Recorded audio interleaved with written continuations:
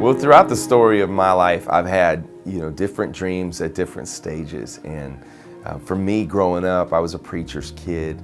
And my dad just has this love for sports, which was passed on to me. And so, growing up, the number one thing on my priority list was sports. And I was in the gym playing basketball. I was out on the field playing football and baseball nonstop. That's what I loved, and so people are always surprised to say, well, it wasn't music first? I said, no, it wasn't music first. I loved music, but it was all about sports. And going on through high school, I grew up in the Chicago suburbs, and I was a first baseman, left-handed, and I was having some really good seasons as a high school student.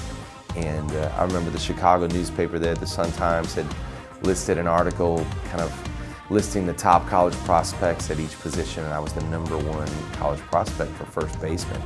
And that to me was my ticket punched, So my teachers, I remember my senior year, my teachers in my classes were like, how come you're not doing your work? And I was like, I'd push over that article in the Sun-Times, and that's how come I'm not doing my work. I'm gonna go play for the Cubs.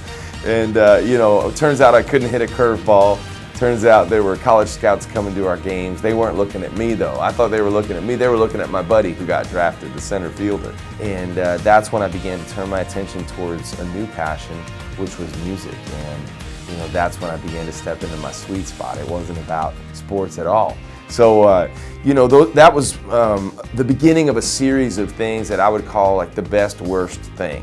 That's how I've always described it. It's sometimes the worst things that happen to you in your life really are the best things that happen to you, because God uses it to redirect your passion, redirect your attention, and to really remind us that His dream for us is bigger than our plan.